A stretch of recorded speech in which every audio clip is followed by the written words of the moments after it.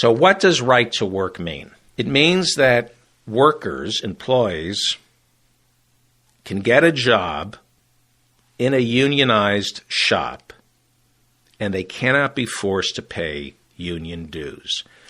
Now, I'm going to explain this to you because only 7% of Americans belong to a union in the private sector.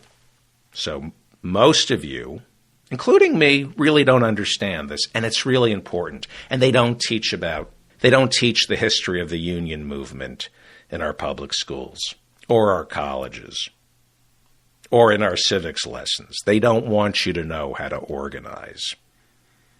Your kids do not know about unions. There's a Cesar Chavez Boulevard in every poor neighborhood in America, but they won't tell you who Cesar Chavez is. So right to work means, for example, I belong to the Writers Guild, which is a guild, not a union, but let's just say it's a union. So you have a television show, and it's a member of the Writers Guild, which means you cannot write for the show unless you're a member of the guild. You're not allowed to work on the television show unless you're a member of the guild.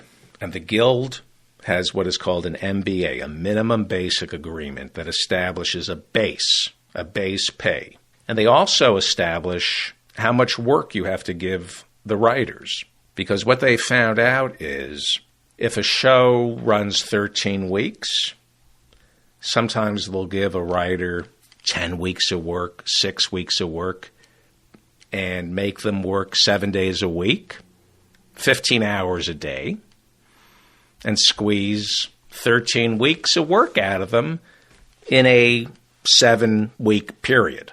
So the unions protect the writer. The Writers Guild protects the writer. They say your show is 13 weeks. We're insisting that you give the writers 16 weeks of work, 3 weeks of prep work and 13 weeks to get the show produced so that we aren't killed, so that we're not working 20 hours a day. So it becomes what is called a unionized shop. You cannot write for the show unless you're a member of the union. If you belong to a union, you have to pay dues.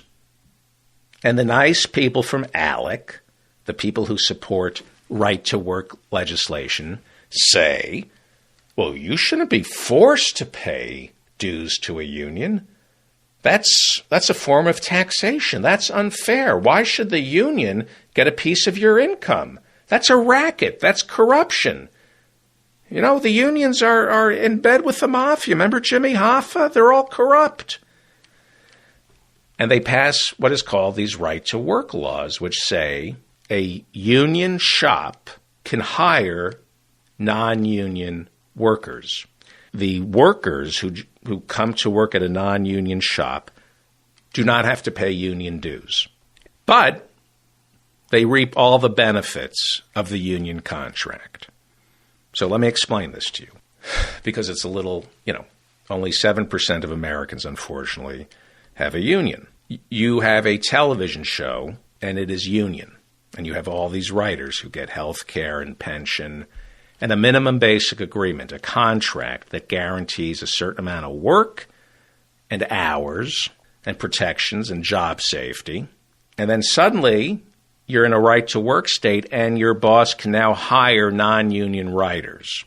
And they don't have to pay dues to the union, but they reap all the benefits that the union has to offer. I don't think they collect the health care and the pension. I'm not sure about that, but they reap other benefits, and they don't pay dues.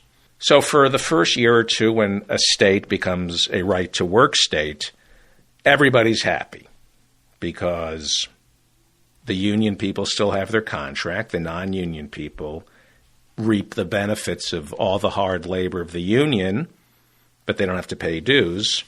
And everybody's winning.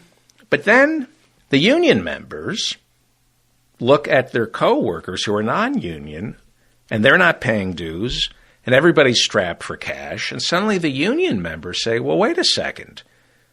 This guy's not paying union dues. Why should I pay union dues? So the union members stop paying their dues. And because it's a right-to-work state, the union cannot force its membership to pay dues. And then, after about a year or two, it's time for the next negotiation with management. And the union steps up to the plate to negotiate a new contract with management. And guess what? The union has no money. No dues, no money. No money, no unions. It's a sad reality. Unions need money to negotiate for you. Unions need money to protect you. And what happens when there are no unions? Every study indicates wages immediately begin to plummet. And when wages plummet, tax revenues plummet. If you're being paid less, it means you pay less income tax to the state. When it's explained to me, they say, it's a vicious cycle. No unions, no wages, no taxes. I don't see what's cyclical about this. It's an arrow pointing straight down. There's no cycle here. The unions aren't coming back. Wages aren't coming back. There's nothing cyclical about this. It's straight down. Michigan is now the 24th state to become a right-to-work state. And study after study shows that right-to-work laws not only destroy unions, they not only make the unions weaker, and I hope I've explained to you why. If you don't have to pay dues, it just automatically weakens a union because it's not a charity. You need lawyers, you need negotiators, you need mediators. Picket signs are expensive. So the unions get destroyed.